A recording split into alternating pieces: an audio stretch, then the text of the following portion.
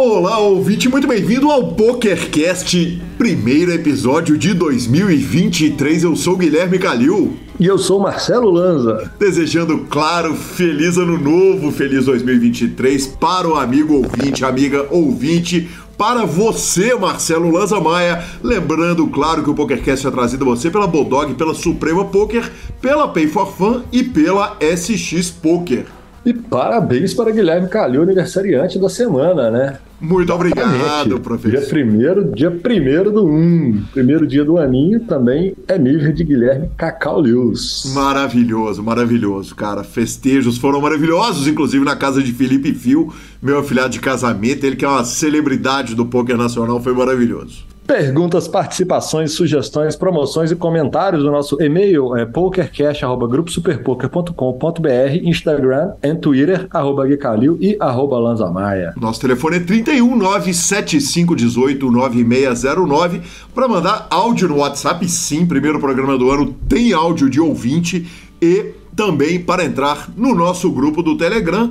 E claro que nós vamos para as primeiras notícias do ano, mas não sem antes falarmos da Bodog Poker Holiday Series. 65 eventos no total, começou no dia 25 de dezembro, mas estamos na reta final, a série vai até 8 de janeiro, então tem até esse final de semana para você ganhar a sua parte dos mais de 5 milhões que estão sendo distribuídos na série toda, com preparatórios de até 123 mil dólares e 748 mil garantidos em apenas um dia.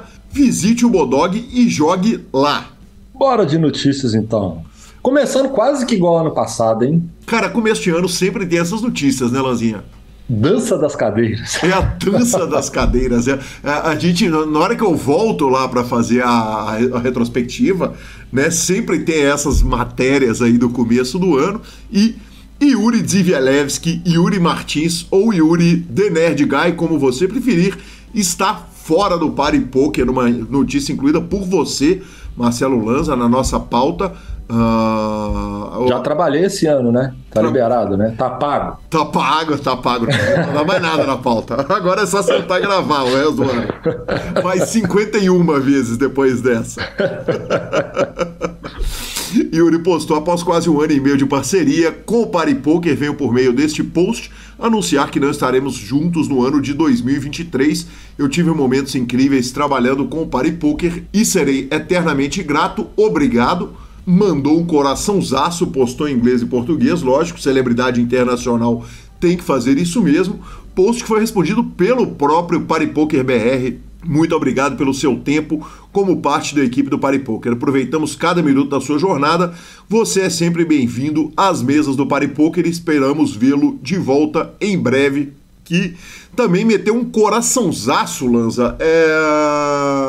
Rapidamente, over e under pro Yuri, tá com pet no peito, Lanzinha. Mês de maio. Under. Muito under. Ele é uma joia lapidada que não vai ficar solto no mercado, não tem como. Antes da WSOP, com certeza. Não tem jeito. O que acontece é o seguinte, a gente tem falado que tá cada vez mais difícil para um jogador profissional, né, que não é streamer, que não é celebridade, botar o pet na camisa, mas um jogador do nível do Yuri não tem escape, né? Uma marca... Jogador que tira foto todo dia, jogador que tá na capa de site todo dia, gravando o título, não tem o que fazer. Exato, aliás, é a primeira vez que estamos citando Yuri no programa, mas não é a última, né? Ele já tá aqui na nossa pauta, então não tem escape. Eu não pegaria a aposta, porque eu também acho que vem novidade, vem bomba atômica aí, ele não vai ficar solto de jeito nenhum. Segunda notícia do dia, não mudou de site, mas mudou de nome. Pocket Fives tem nome novo. Qual é, Hugo? Lanzinha, triste, viu, cara? Triste, eu sou roots, eu sou raiz, não gosto disso, né? Então, mas nós vamos ter que chamar o ranking do Pocket Fives para o ranking do Poker Stake. Fraquinho, hein? Fraquinho. Eu acho. Cara, a gente tá acostumado, né, a falar o ranking do Pocket Fives e tal, não sei o que. Você imagina, no top 10 do Poker Stake, esquisitíssimo, a identidade visual do site mudou. A mudança foi feita no dia 26 de dezembro. Os rankings, claro, eles estão todos lá. Obviamente, né, o site passou a chamar PokerStake, tem um monte de staking na capa, então você consegue comprar a pulsa dos jogadores na capa do site. Agora, Paulozinho, é aquilo que eu falei, né, cara? Eu sou um cara que eu chamo a Arena Independência, que é o estádio aqui da nossa capital, Belo Horizonte. É o Horto, óbvio. De Campo do Horto, exatamente. Óbvio. E se eu fosse 5 anos mais velho, eu ia chamar de Campo do 7 de Setembro, né? Nossa, é verdade. É verdade, Campo do 7. Exatamente. Aí eu vou te meter outro over e under. Em maio, e a gente ainda vai estar falando do ranking do Pocket Fives ou já vamos estar falando do ranking do PokerStake? Eu acho que toda vez que a gente for falar o ranking do PokerStake, esse Pocket Five, acho que a gente vai estar metendo esse Pocket Five, eu acho. Maravilhoso, maravilhoso, né? Quando o Prince mudou de nome, as pessoas falavam o artista formalmente conhecido como Prince, exatamente. O PokerStake ex-Pocket Fives, perfeito, professor Marcelo Lanza. Os links são todos atrelados, então na hora que eu abro aqui, que eu mando abrir os rankings todos, eles estão todos lá, então tá super fácil de achar, mas tem essa curiosidade aí para o ano de 2023. Bom, jogadores do ano anunciados pela GPI. Exatamente, a Global Poker Index. Ou pela GPI. GPI, tanto faz, exatamente, que meu senhor. Cara, são 450 mil jogadores, né? O ranking da GPI. Estão incluídos no ranking da GPI, os jogadores que são acompanhados, né? Praticamente todo mundo que joga torneios do Random Mob são acompanhados. E que ficaram alguma premiação, né? Provavelmente o Random Mob é só quando premia, né? Exatamente, o Random Mob... Será que eu tô no Random Mob? Certamente, Lanzinha, certamente. Com meu cash. Quando aparecer minha foto lá na WSOP, vai ser One Cash in WSOP. Pode procurar aí, já procurei seu Random Mob, inclusive, aqui no ar. Tá aí. É melhor não, segue o jogo. Segue o jogo. É melhor que nem eu, nem você e nem os ouvintes nos procurem, né? Porque o meu tem um ou outro resultado de 8 game lá, uma coisinha ou outra. Mas olha, nos anos anteriores, os campeões, os ganhadores do Player of the Year, né, de jogadores do ano, foram Dan Smith, Ole Shamion, Dan Coleman, Brian Kaverman, David Peters, Adrian Matheus e Alex Foxen 2 vezes. E quem ganhou o ranking masculino desse ano foi Stephen Song. Ele teve 43 resultados registrados no Random Mob, com 2 vitórias e 17 top 10, né, pontuações de top 10. Ele que no Pocket Fives tem 5 milhões e 11 mil dólares ganhos, melhor premiação dele 712.650 dólares.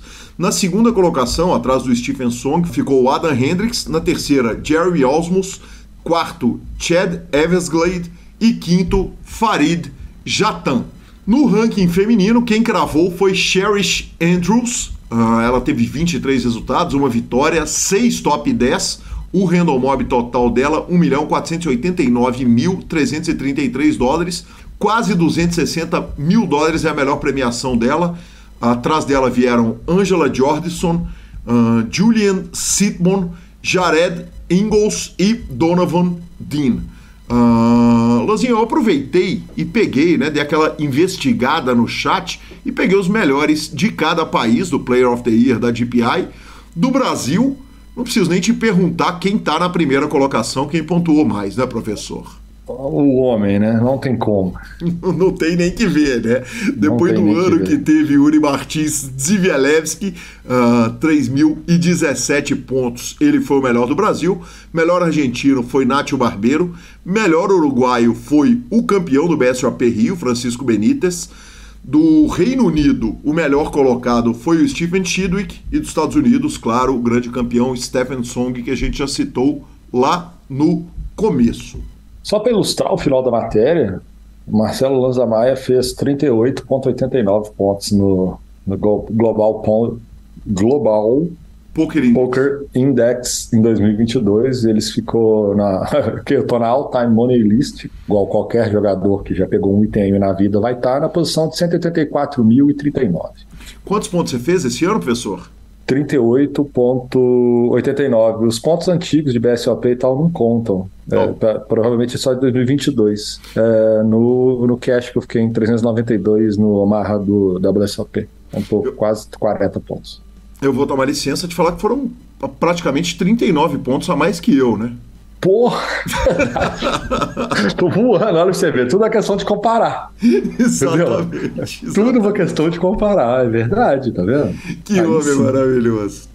E claro, vamos para a nossa entrevista, mas não sem antes falar da Pay for Fun, a sua carteira digital com cartão de crédito pré-pago. E claro, tá rolando a Copa São Paulo. Você quer apostar na Copa São Paulo? Como é que tira dinheiro de um site e joga para o outro? Bota dinheiro no site de pôquer, tira de um, joga para outro, para aproveitar todos os bônus de começo de ano.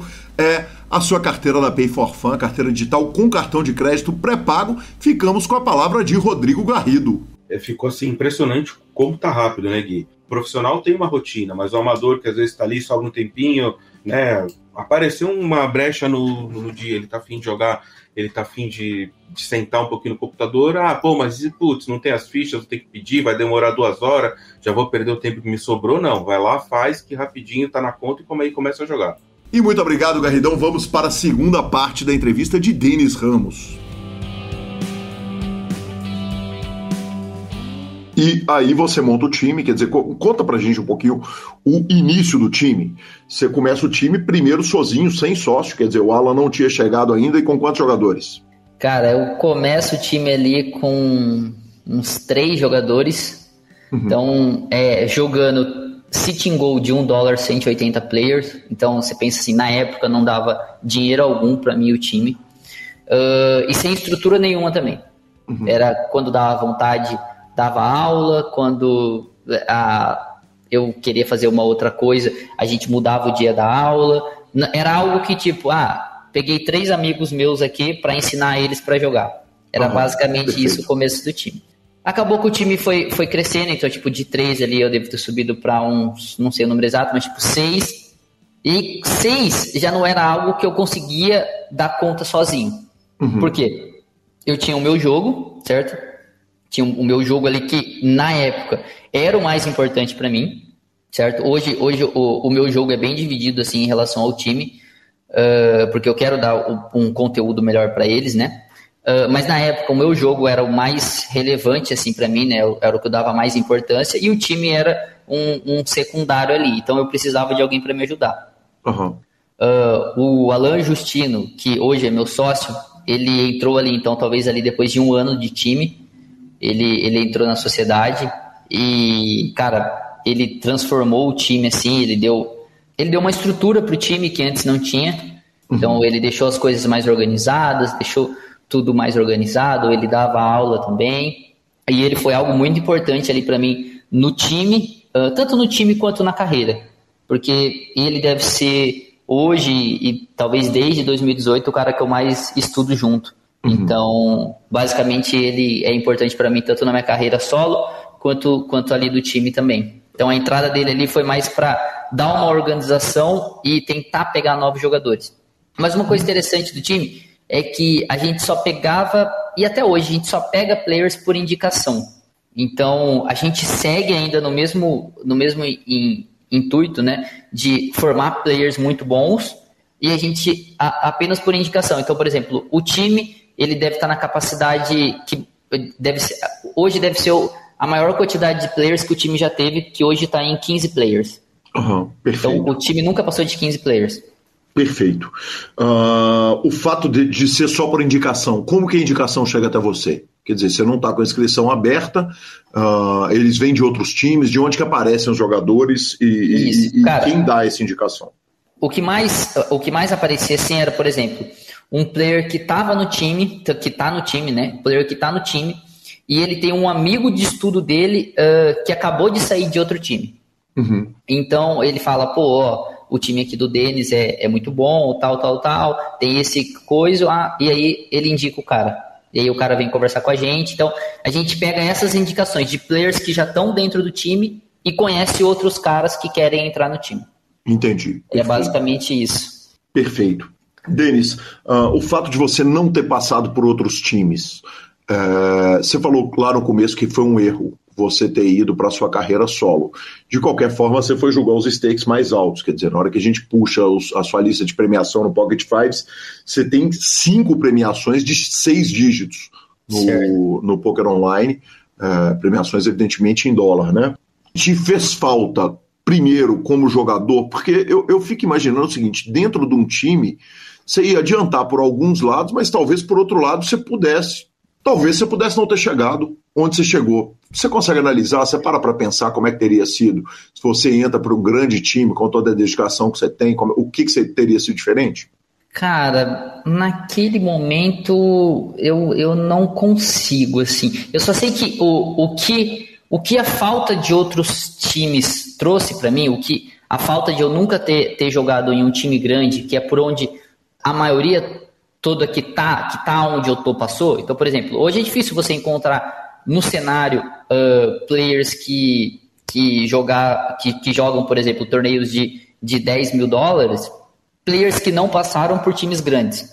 Então isso foi até uma questão que a gente estava no 50 mil do BSOP e o Will estava na mesa. E aí, todos da mesa do Super High Roller do BSOP, todos da mesa tinham passado pelo Forbet, menos eu. Sim.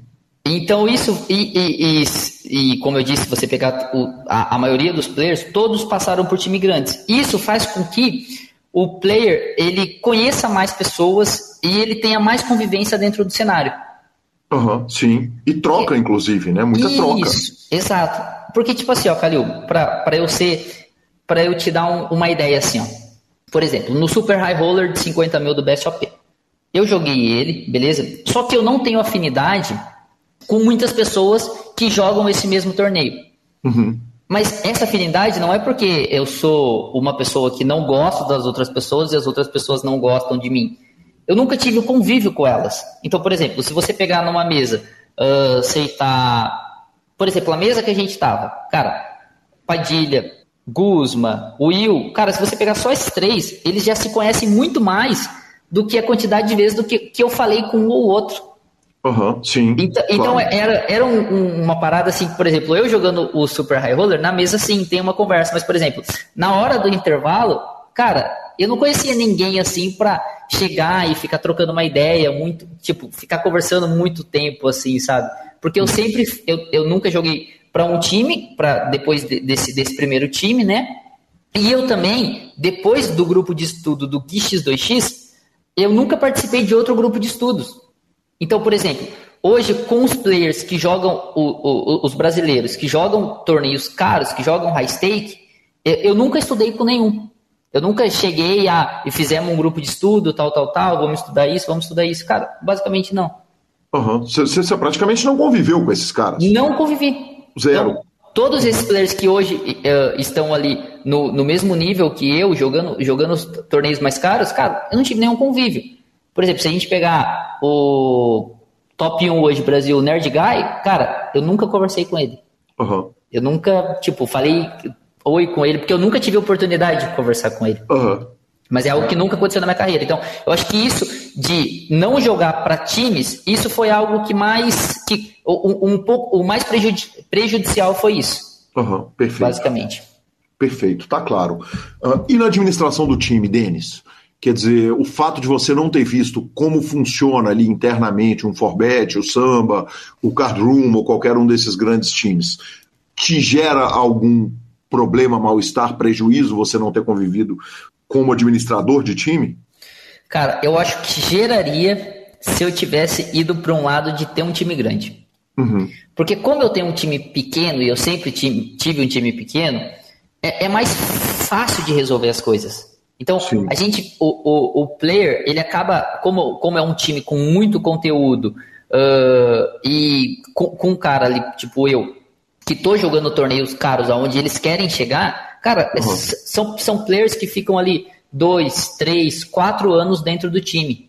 Então, você pega uma afinidade absurda. Então, não teve tanto problema assim, não, em relação à gerência do time por ser um time pequeno.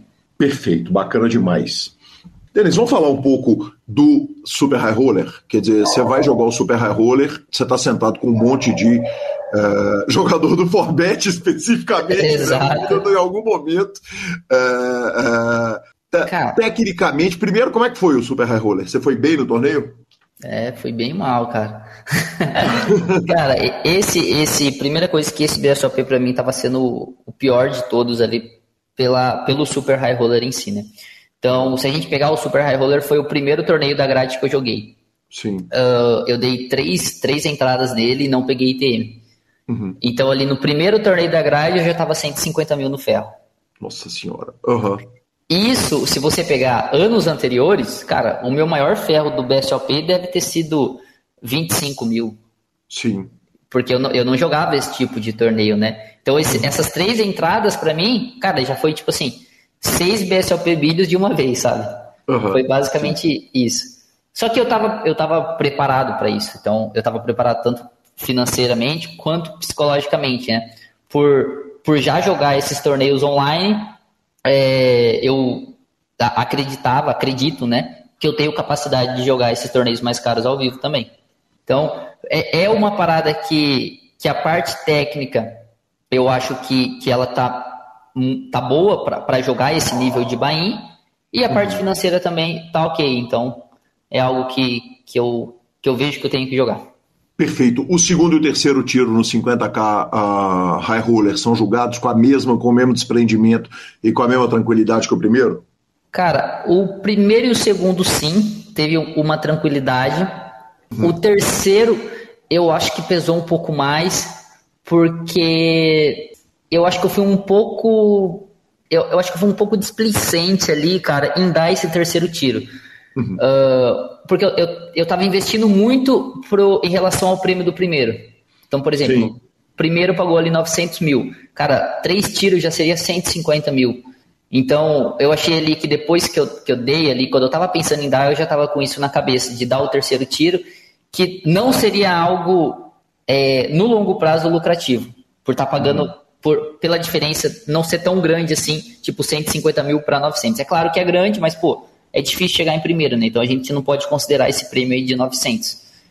Então o primeiro e o segundo tava ok, mas o terceiro eu já fiquei com o pensamento de que tipo, eu vou jogar, mas tá errado. Entendi. E isso afeta tecnicamente no jogo? Cara, eu acho que não. Porque se a gente pensar, por exemplo, assim, ó, no domingo passado, por exemplo, eu joguei 2 torneios só no domingo. Na verdade, foi um torneio, então eu joguei o 10 mil do Super Millions, 10 mil dólares, e dei uma reentrada nele de 10 mil dólares. Então aí eu gastei 20 mil dólares, 100 mil reais. E pra mim foi um domingo tranquilo, foi um domingo que eu já tô acostumado. Então como eu já tô acostumado a jogar esses torneios online, é o mesmo preço, não é algo assim que afeta o meu jogo, não. Eu acho que hoje em dia, assim, pra afetar o meu jogo tem que ser algo bem fora de série. Bem fora de série, sim. E com relação ao nível técnico do torneio de 50K comparado com o nível técnico dos torneios que você joga caro online?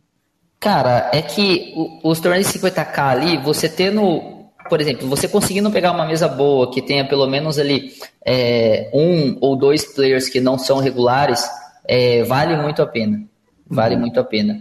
E, tipo assim, a primeira entrada que eu dei, eu peguei uma mesa ruim, mas depois as outras 2 eu peguei uma mesa boa, assim. Então eu acho que esses torneios ao vivo, eles devem valer mais a pena do que os torneios online, cara, que eu jogo.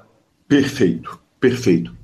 Denis, você tem um brilho no olho com esses super high stakes? Quer dizer, é uma coisa que te brilha o olho enfrentar esses torneios de 10K e você olha para, por exemplo, o US Poker Open, aqueles torneios, aquelas séries high stakes americanas, como foi o Big Hit que aconteceu agora no meio do ano aqui no Brasil, claro, guardadas as devidas proporções, porque um é em real e o outro é em dólar, né?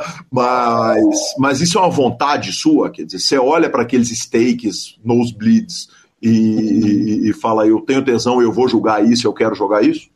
Não, hoje não mais. Já pensei muito sobre isso, mas hoje não mais. O primeiro ponto é que eu jogo por conta e jogo numa carreira solo, né? Então eu não estou num pool de jogadores. Isso já é algo prejudicial para se jogar torneios muito caros. Se a gente pegar hoje, por exemplo, torneios de $10 mil online, eu jogo com uma alta frequência, beleza? Qual seria o próximo nível? O próximo nível seria jogar torneio de $25 mil. Só que torneio de $25 mil já pesa muito. Sim. Tipo, uma variância, uma swing no torneio de $25 mil já vai muito dinheiro. E a maioria desses players, não players brasileiros em si, tá? Players gringos, a maioria desses players gringos que jogam torneios de $25 mil, nenhum jogam com o próprio dinheiro. Jogam todos cavalados e tal. Não é algo que eu gosto tanto de jogar assim, cavalado, mesmo que seja torneios mais caros. Então, tipo, eu não vejo mais... Eu não me vejo, por exemplo, jogando torneios de $25 mil, torneios caros assim, correndo um circuito live assim de torneios caros, não. Que é igual o Ninetales está fazendo, né? Então, todos os players do Ninetales são excelentes e eles estão correndo o circuito, jogando até o Sage cravou os $50 mil do EPT, né? Sim, ontem. Isso, ontem. Então é algo que eu não me vejo jogando. É algo que não tenho ambição assim, de jogar, não. Perfeito. Você falou inúmeras vezes na nossa primeira hora de entrevista, e claro que a gente ainda vai falar daquela reta final alucinante do BSOP e tantas outras coisas que eu tenho aqui na pauta. Você falou muitas vezes do dinheiro e você não falou nenhuma vez do ego. O ego é uma coisa totalmente controlada na sua vida? Super... Você pensa zero em troféu, em ranking, em pocket fives, ou isso tem alguma importância na sua vida? Cara, eu acho que isso é algo controlado hoje, mas eu não posso falar que eu penso zero, não. Que seria... foi o que eu acabei de falar. Por exemplo, o terceiro tiro do 50 high roller provavelmente foi bem mais ego do que um pensamento lucrativo. Então, por exemplo, claramente... Hoje eu não tenho o ego que eu tinha antes, então eu acho que hoje o meu ego é bem controlado, mas com certeza eu tenho. Eu acho que assim como qualquer jogador de poker, né? Mas é algo que hoje é controlado assim, e eu não me considero um player assim com um ego muito grande, não. Perfeito. Ainda no assunto ego, você tem uma quarta colocação para bracelete em agosto de 2022, uma forra de $109k, mas uma esbarrada no que seria ali mais um bracelete brasileiro. Dói um resultado desse ou é só alegria na hora que pinga o 109 na conta? Calil, de qualquer forma, se você não ficar em primeiro, sempre dói, né? E nem é uma questão assim, pelo bracelete em si. Também não é algo que eu almejo, assim, como outros players devem almejar, não é algo que eu falo, nossa, esse é o sonho da minha carreira, não é algo assim. Provavelmente, esse torneio não foi um torneio que pesou tanto. Eu tenho duas semifinais no Super Millions, as duas pagando $1 milhão pro primeiro, $1 milhão. E eu caí em 12º e a outra eu acho que é 14º. Então essas pesaram bem mais.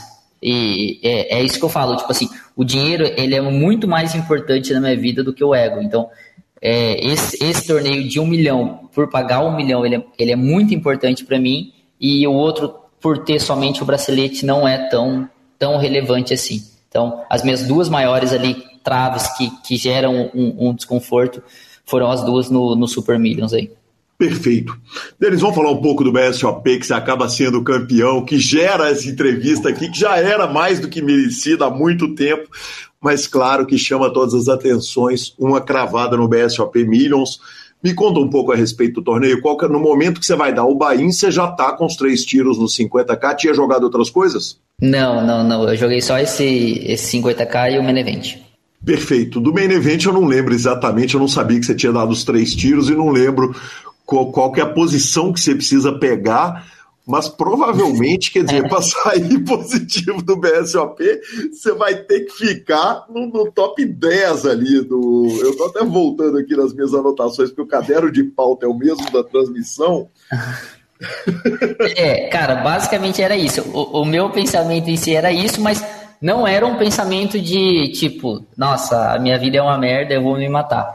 Mas eu sempre brincava com isso na mesa, assim, né? Tipo, cara, se tem um cara que não vai estar pressionado aqui, é eu, viu, galera? Porque pra eu buscar esse ferro que eu tô, eu tenho que pegar, tipo, sei lá, 9º, 8º. Tá fácil aqui. Acabei de conseguir abrir. Foram 3.329 entradas.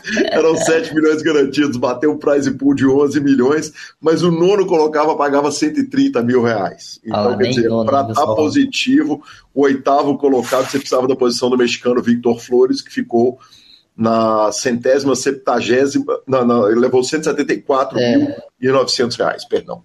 Cara, ali, por exemplo, quando eu caí do terceiro tiro ali, eu já tinha, tipo, sendo claro, assim, eu já tinha certeza que seria o BSOP de ferro, né? Sim, claro. Porque, cara, você chegar no main event ali do BSOP Milhos, 3.300 pessoas, não é só questão de técnica, né? As coisas têm que dar muito certo para você. Então, eu entrei ali no main event como mais um torneio ali. Já você sabendo ficou em São Paulo durante o BSOP ou você veio de Limeira para jogar? Cara, então, eu fiquei em São Paulo durante o BSOP. Aí eu fiquei, acho que deu, tipo, do Super High Roller pro main event, eu não lembro se deu 2 ou 3 dias, assim.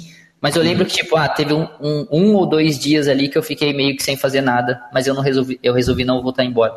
Resolvi ficar por ali mesmo. Perfeito. Pra esperar o main event.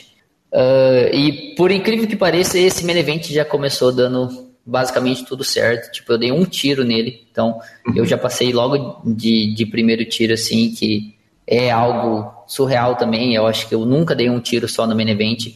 Eu já devo ter jogado uns 5 BSOP Millions aí. Então no primeiro tiro, e eu passei muito bem já no primeiro tiro, as coisas fluíram super bem ali pra mim no dia 1. Eu acho que dia 1 foi... Você passa gigante no dia 1? Isso, eu passei bem. Eu não lembro qual posição eu tava, mas eu tava bem. Deixa eu te interromper e te fazer uma pergunta. Você falou, eu nunca passo, é incomum eu passar gigante no main event. Normalmente, você joga esse primeiro tiro que você dá no main event de BSOP mais solto para tentar fazer muita ficha. O que justifica não ser comum passar no primeiro tiro? Cara, é que sobra uma fração muito pouca dos players que entram. Então, o fato de não ser comum é isso, que tipo, pô, se a gente considerar que, sei lá, passa uns 25% das pessoas... É uma fração, ou 25%, 20%, não sei direito. Mas é uma fração pequena, assim, do field que passa. Então, isso é a dificuldade. Tipo, eu não... Você não joga diferente por ser o primeiro tiro, não? Não. Eu não jogo diferente, mas eu sempre dou uns 5, 6. Só esse que foi diferente. Que coisa maravilhosa. E aí você passa gigante e o torneio vai em águas não turbulentas até o final? O pior que sim, Calil, tipo assim, ele foi fluindo muito bem, assim, não teve nenhum momento que eu fiquei, tipo, muito short, igual eu fiquei no forehanded, foi só ali no forehanded mesmo que aconteceu coisas alucinantes, né, mas o torneio em si, cara, ele foi muito tranquilo, assim, e, como eu falei, Calil, o meu melhor resultado no live foi um 12º lugar no KSOP de Balneário. Então você pensa, toda vez que eu vou jogar live, eu não tenho muita, talvez esperança, não sei se esperança é a palavra correta. Expectativa, eu não tenho muita expectativa a mais. Já tive muito, né, quando você vê a primeira vez, segunda vez, você fala, nossa, esse torneio é meu, mas hoje eu já sei que não é dessa forma, que a parte técnica precisa estar muito boa, mas também o jogo em si precisa fluir, o jogo precisa sorrir para você, né? Então eu não tenho mais essa expectativa.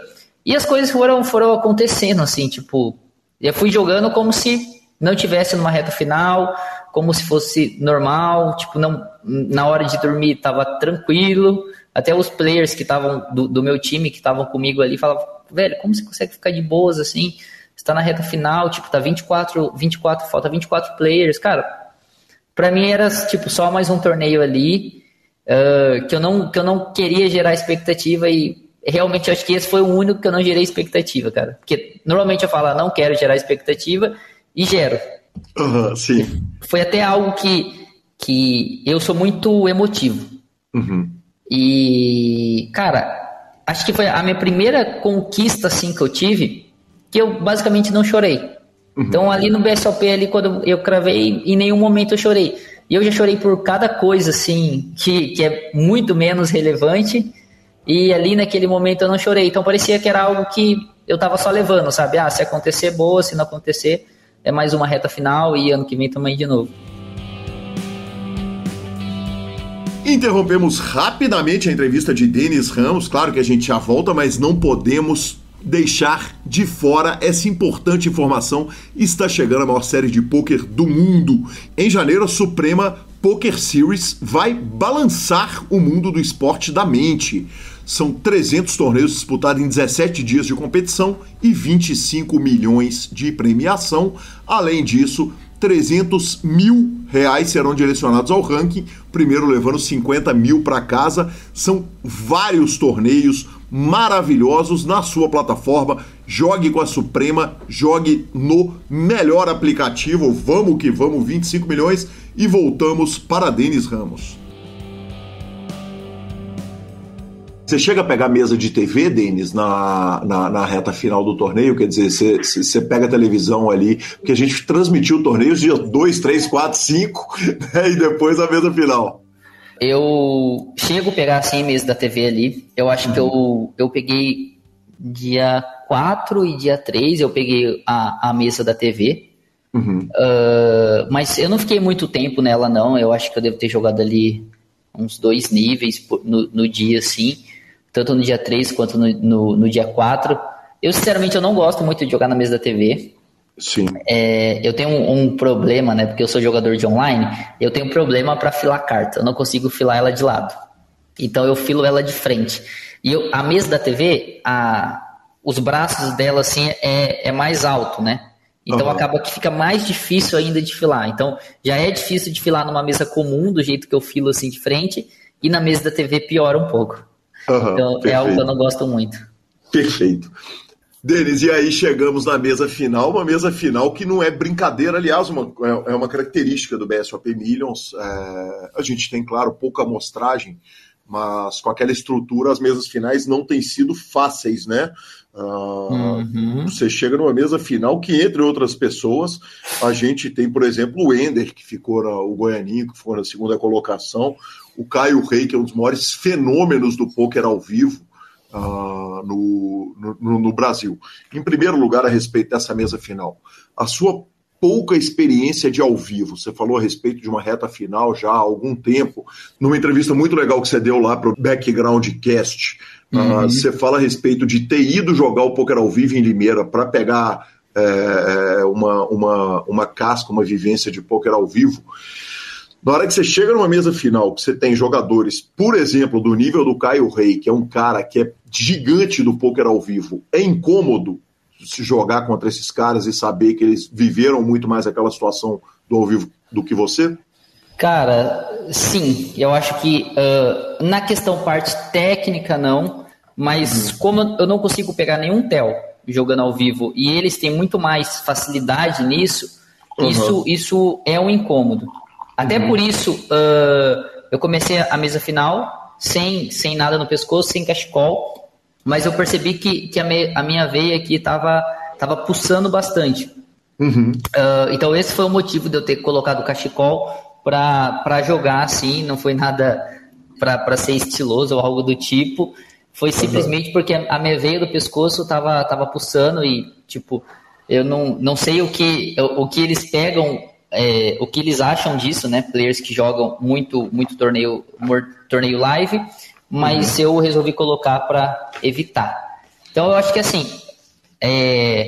era algo o que o Ender e o Caio Rei, eles eram os dois melhores ali da FT, né?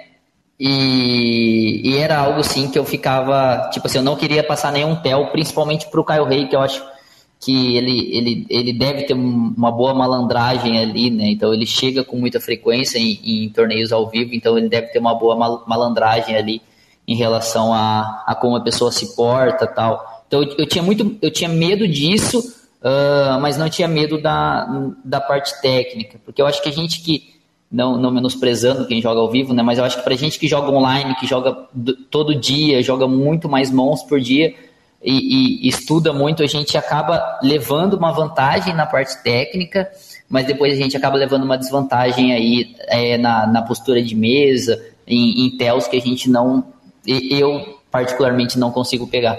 Perfeito, perfeito. Ainda brincamos disso, né? Eu brinquei com o Caio, falei, acho que esse cachecol aí é para esconder veia do pescoço, mas outra coisa que eu não vou deixar de apontar é que é o cachecol Armani que você tá usando ali. Que se não servir para esconder tel, vai servir para intimidar. E eu vou deixar claro também, né? Não vou levar glória por cachecol alheio. Aquele cachecol não era meu. Aquele cachecol era do meu amigo Brenner. Eu não tenho cachecol, mas eu sei que ele tinha jogado de cachecol já, e aí eu falei pro Alan, pro meu sócio, falei, cara, o Brenner vai vir aí, liga, pede pra ele trazer o cachecol, que minha veia tá pulsando. Aí, maravilhoso. Então esse cachecol da Armani é do rico do Brenner. Ah, então tá joia. Parabéns a ele, inclusive, pela paçoca. Maravilhoso. E tem um momento daquela mesa que não dá para não destacar, que é o momento ali no four-handed que você fica com menos de um blind, né? E na transmissão a gente comenta o seguinte, cara, a gente já viu viradas, mas essa é difícil demais para acreditar, né? Agora é hora de esperar o Denis cair. Não tem como, né, cara? Essa daí nem eu esperava. E para ser sincero, Calil, na hora que eu chovei ali o 7-8 e o Ender pagou de As-5, eu não tinha certeza quem estava maior. Uhum. Então, naquele momento, a sensação já era de que eu tinha caído. Quando eu perdi aquela mão, que foi a maior mão ali, a sensação já era que eu tinha caído. E aí sobrou umas fichas e, basicamente, eu só olhei minhas cartas, era ok para ir, não é 7-2? Então, ok, vamos. Mas já contando com a queda, claramente, não esperava, assim, em nenhum momento dobrar e aconteceu o que aconteceu. Realmente foi o que eu falei, cara, tipo, tem vários momentos ali de técnica, mas se o baralho não sorrir para você também, não tem muito o que fazer. Não é uma dobrada, né, Denis? É uma mais que triplicada na hora que soma blinds antes, com mais, depois outra triplicada e mais uma quadruplicada e tal, e de repente você se vê numa situação que você está de volta no jogo. Como é que é, depois de eliminado, você olhar e falar, uai? Em Minas Gerais a gente fala uai, né? Em São Paulo vocês falam então. Cara, na real, eu não tinha parado para pensar nisso ainda. Eu não lembro qual foi, assim, o que eu devo ter pensado na hora, mas, provavelmente eu não estava acreditando, assim, no que estava acontecendo, né? Eu acho, assim, que, tipo, mesmo a minha veia do pescoço, assim, estando pulsando, cara, eu tava muito tranquilo, assim, na mesa final.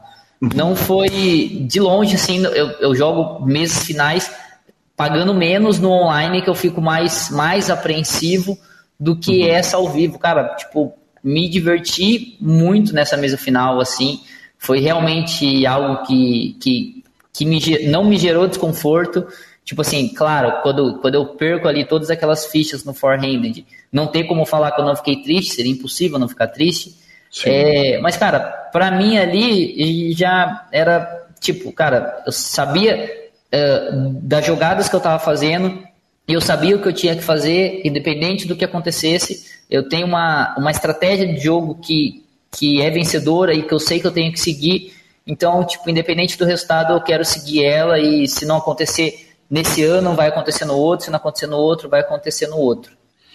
Mas claramente, quando eu vou dobrando, triplicando ali, é fenomenal, e eu basicamente não acredito, cara. Tipo, quando eu pego o Kyle Hay ali mesmo, que o Kyle Hay caiu em quarto e eu sobro muito grande ali, tipo, no three-handed, eu muito grande e os dois muito short, com uma diferença de premiação muito grande, é o maior sonho da vida.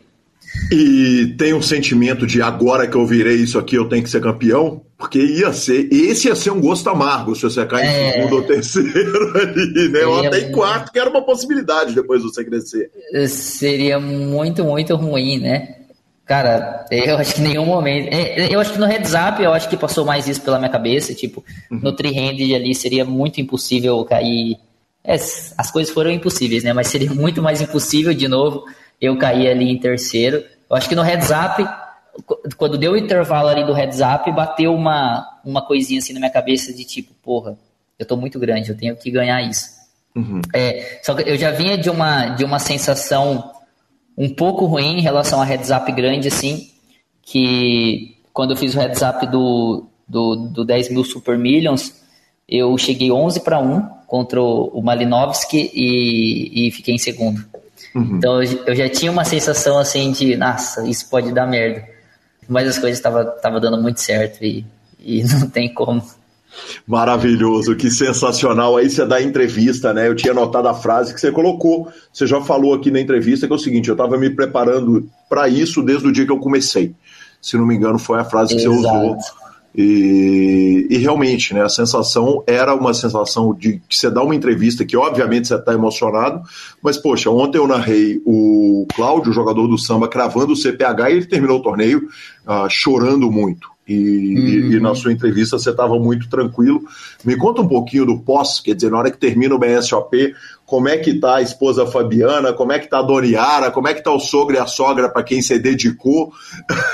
Elas estavam tendo spoilers, elas estavam lá ao vivo. Como é que foi a festa e a comemoração do título? Cara, a primeira coisa em relação à entrevista, só voltando um pouco, é que eu acho que eu fui perguntado, né, se eu tinha me preparado tal, que teve um dia ali de folga, né? Cara, eu acho que isso é o mais importante, de você sentar numa mesa e saber que tipo, você tá preparado para jogar contra aqueles players que estavam lá, sabe? Tipo assim, porque seria muito ruim, eu imagino, vamos lá, a mesa tava em 8 ali, cara, você olhar para a mesa e você achar que você é o quinto, que você é o quarto melhor ali. Então, quando foi formada a mesa final, isso até um pouco de prepotência, eu já me sentia sendo o melhor daquela mesa. Isso vai um pouco de ego, tá vendo? Sim. Mas foi por Mas isso também que... é uma questão de pensamento lógico, né? Quer dizer, quem tá dando o buy-in de $10 mil no final de semana é o senhor, né? Sim, esse tinha um ponto, né? Ele tinha rolado o ranking do Pocket Fives. Tipo, eu tava com certeza com o ego inflado, e não menosprezando os jogadores, né? Como você disse, pô, o Caio Rei é ídolo, o Goianinho também chega pra caramba, então não menosprezando ninguém, mas eu sabia que a minha qualidade técnica ali era muito, muito importante, né? Em relação à torcida, cara, foi fenomenal, porque o torneio teve a folga ali na sexta, né? Então, quinta formou a mesa final, sexta folga, e a mesa final foi no sábado, se eu não me engano. Sim. E aí na sexta-feira eu já aproveitei e trouxe a família toda, minha mãe, minha sogra, minha filha, minha esposa, minha sobrinha, e todos os moleques do time estavam lá também, todos não, mas a maioria deles estavam lá. Cara, a minha torcida ali foi incrível, incrível, incrível. Tipo, porra, eu imagino, eu até pedia para eles parar um pouco, porque eu imagino como é jogar contra, assim, alguém ficar gritando na sua cabeça o tempo inteiro. Então, a minha torcida ali foi muito importante ali, e eu acredito muito, assim, em pensamento positivo, em as coisas darem certo, assim, tipo, pô, depois da torcida que eles fizeram ali, esse deve ter sido um dos motivos para eu voltar com aquele tanto de ficha que eu tava. Que coisa maravilhosa.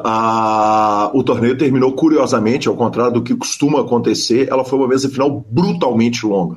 A mesa final do BSOP, começando às 2 da tarde, o normal ela terminar 8, 9, 10 horas da noite. Foi uma mesa que terminou 2 e pouco da manhã, a gente tem um delay, então terminou ali 2 horas da manhã, deu tempo de comemorar no dia, quer dizer, a gente vai fechar a churrascaria, vai tomar, vai beber, como é que foi?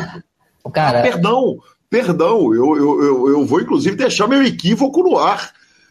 Se bem me lembro, te encontrei no posto de gasolina lá da organização do pós-BSOP, né? Isso daí é pra vocês verem, viu, galera? O estado que o Calil tava já lá, viu? Exato. Mas peraí, eu narrei sobre até 2h20 da manhã, né? Na hora que a gente encontra 4 horas da manhã, eu mereço tá bêbado. Não, cara, a gente... Cara, basicamente não tinha nada aberto ali perto, né? A única coisa mesmo foi ir pro posto, que também tava excelente. Então, a gente foi ali pro posto, ficamos até umas 6 horas da manhã. Acabou que na segunda tinha jogo do Brasil, e aí eu já peguei toda a galera que tava em São Paulo, já trouxe tudo aqui pra minha casa, dormiram aqui, a gente ia assistir o jogo, foi fenomenal também, foi muito legal, assim, a galera toda aqui assistindo o jogo, comemorando, o Brasil ganhou também da Suíça aquele dia, não lembro se foi na segunda ou domingo, mas foi muito top. Que demais, que demais. E a repercussão na cidade de Limeira, queira ou não queira, o filho da cidade ganhar o BSOP Millions, qualquer que seja a cidade do Brasil, vai sair em mídia aberta, vai sair no jornal, né? Exatamente, saiu no jornal, fiquei um pouco mais conhecido aqui na cidade, mas foi algo tranquilo, assim, que saiu uma vez só, então acho que é mais a galera do poker mesmo em si que conhece, foi algo tranquilo. Bacana demais. Denis, uma coisa que me chamou a atenção é o seguinte, que o Alan me falou o seguinte, o Denis agora é empresário de corte a laser, uma empresa que ele começou em 2020 com dinheiro do poker. Cara, sim. Basicamente o poker mudou a minha vida e mudou a vida da minha família, assim, então o poker trouxe muito benefício para a minha vida e muito benefício financeiro também para a vida da minha família. Em 2020, o meu irmão já trabalhava no ramo de indústria, no ramo de corte a laser, e aí ele me chamou para fazer uma sociedade, e aí o dinheiro do poker contou bastante nessa sociedade, que hoje ele toca a empresa, ele com a minha esposa. Eu não conheço nada do ramo, sou bem leigo assim no ramo, mas o poker me gerou caixa para investir aí nessa empresa na área da indústria, e hoje é ele com a minha esposa que toca. Que então, bacana. É uma coisa que o poker trouxe de bom aí na nossa vida. Que bacana, quem sou eu para te dar conselho, mas pelo amor de Deus, continue no poker, deixa a empresa com eles. O método De Rose continua na sua vida? Cara, o método De Rose não, foi algo que eu fiz ali durante um tempo, mas é algo que eu acho bom, assim, depende do momento da sua vida que você tá, mas é algo que hoje eu não faço mais. Perfeito. Denis, e planos pro ao vivo? Quer dizer, tendo cravado o BSOP Millions, agora um jogador super conhecido do Brasil, se por um lado você foi um jogador mais low profile durante toda a sua carreira, agora onde você for, em qualquer clube que você entrar no Brasil, todo mundo vai te conhecer. Tem plano de engatar, de fazer uma reta maior ao vivo, de pegar viagens, Brasil, quer dizer, o que é o plano para o Denis no Poker ao Vivo a partir de 2023? Calil, eu acho que eu não sei o quanto a minha vida vai mudar assim, em relação ao Poker ao Vivo. Eu tô com uma filha de 1 ano e 4 meses, então isso é algo que pesa bastante para mim.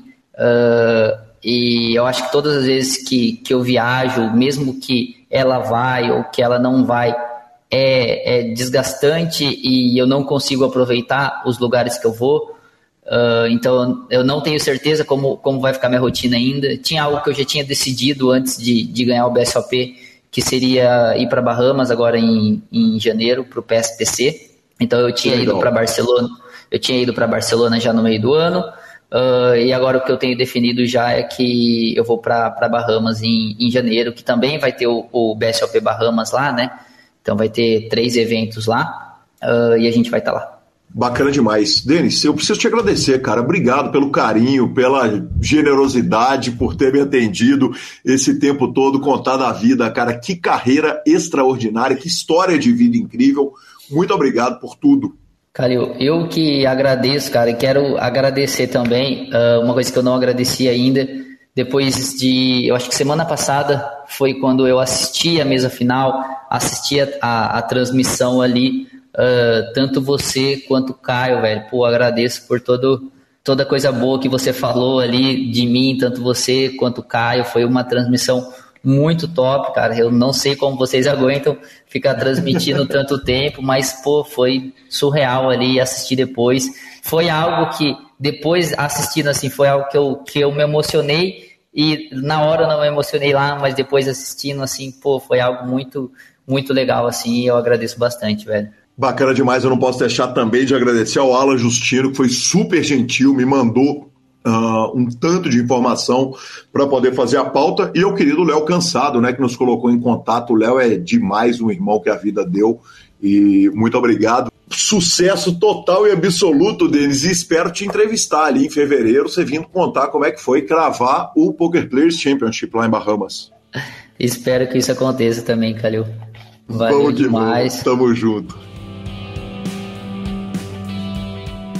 Marcelo Lanza Maia, que homem é Denis Ramos, autor de uma das viradas mais sensacionais da história dos torneios de pôquer ao vivo.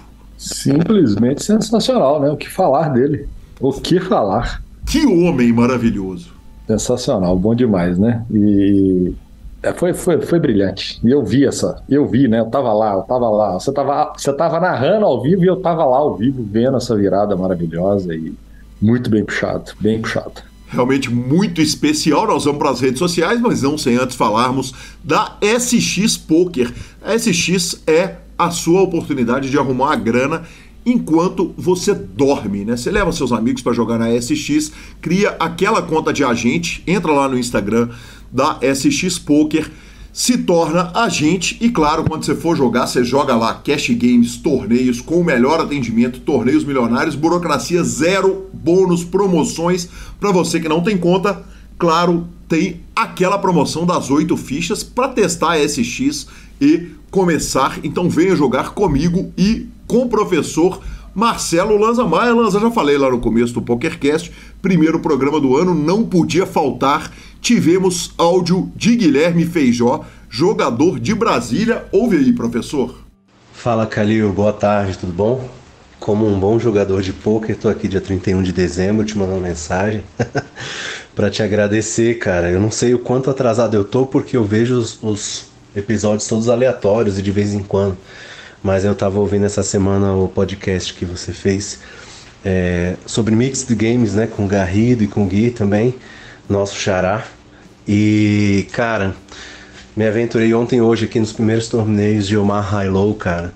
E se o Omaha de 6 cartas não me pegou, esse High Low tá seduzindo, cara. Muito legal.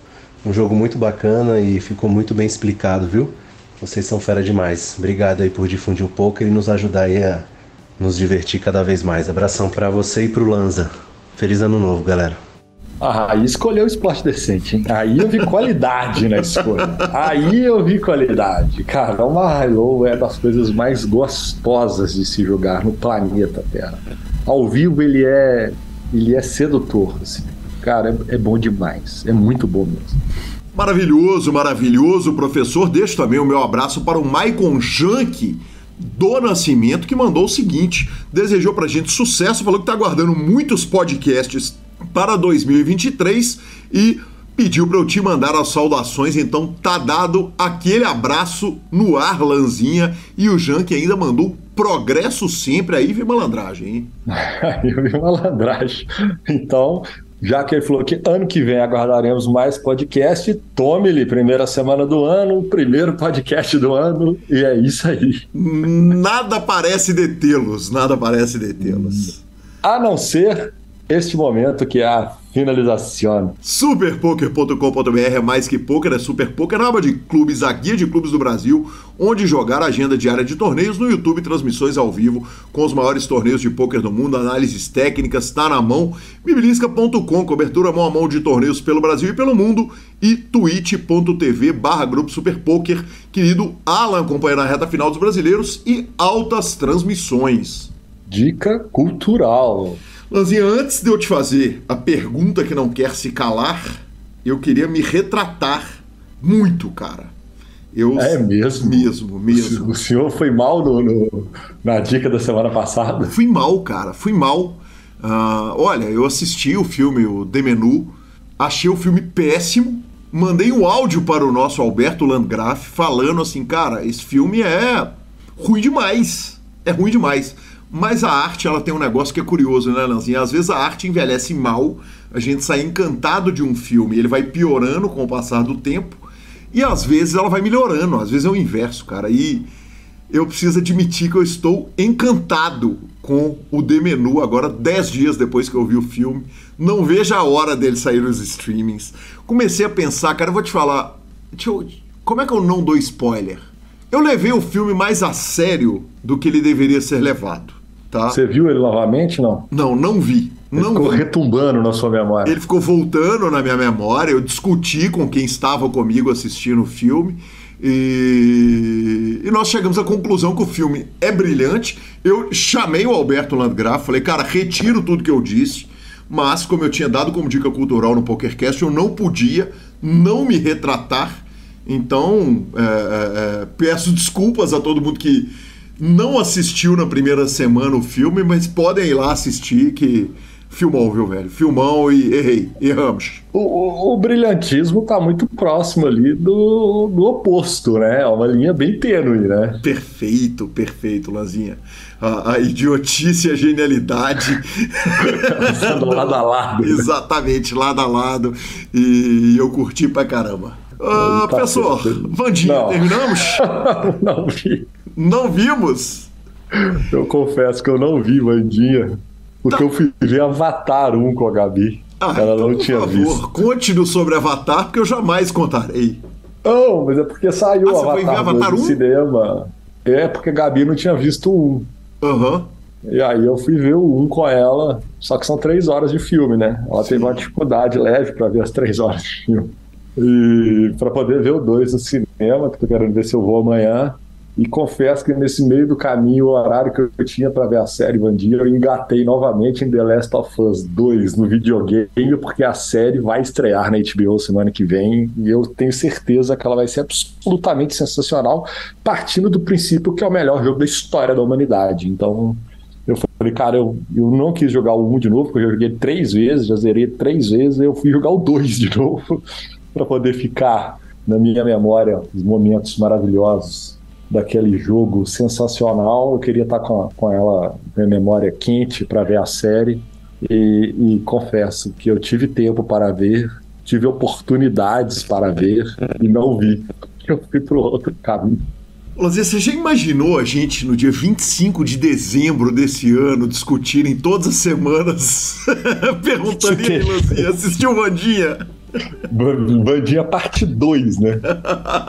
Cara, mas deixa eu falar também, eu vi mais uma coisa que também não foi Vandinha. Por favor. Eu vi Jack Ryan, não sei se eu falei de Jack Ryan semana passada, eu falei de Jack Ryan semana passada. Não me lembro. Cara, Jack Ryan é uma série meio de espionagem, assim, e ela tá na 3ª temporada na Amazon Prime, e eu acho ela absolutamente fantástica, assim. Absolutamente fantástica. O Kaczynski, que é o ator principal, ele é brilhante, e a série é brilhante. Então, assim, quem gosta do gênero, alguns tiros, ali uma guerra fria, suspeita de ataque nuclear, como é que chama? Espionagem Estados Unidos-Rússia, só que em tempos modernos, como temos drones e iPhones, é uma série que super vale a pena ver. Não, é um tempo bem dedicado. A primeira é excelente, mais focada no Afeganistão. A segunda é muito boa e a terceira é brilhante. Eu queria deixar essa dica aqui, eu lembrei disso. Maravilhoso. @GuiGalil e @LanzaMaia são os nossos Instagrams e Twitters, como diz Marcelo Lanza Maia. PokerCast trazido a você semanalmente pela Bodog, pela Suprema Poker, pela Pay for Fun e, claro, pela SX Poker. Estamos no Spotify, Deezer, YouTube, Amazon Music e Podcast Players. Nos indique, nos dê 5 estrelas, especialmente no Spotify e no iTunes. E a edição é do maravilhoso Rodolfo Vidal. Feliz Ano Novo e vamos que vamos! Feliz Ano Novo, Rodolfo. Um grande abraço e até a próxima semana. Valeu!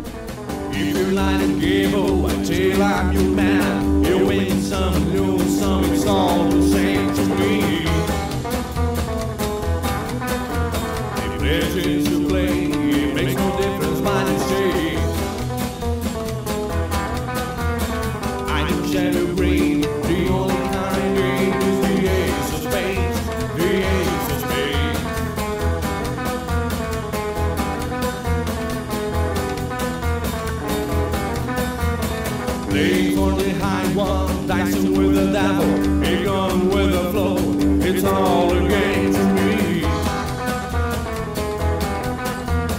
7 or 11, snake eyes watching you. Double up or queen, double sticks of spring, the ace of spades, the ace of spades.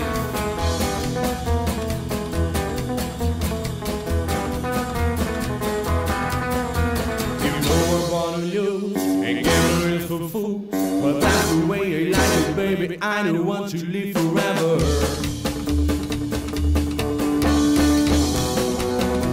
And don't forget the Joker.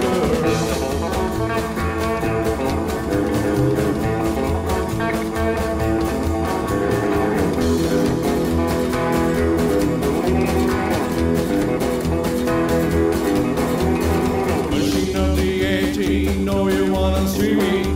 Pretty win, the dance man's me again. I see it in your eyes, take my love and die. The only thing you see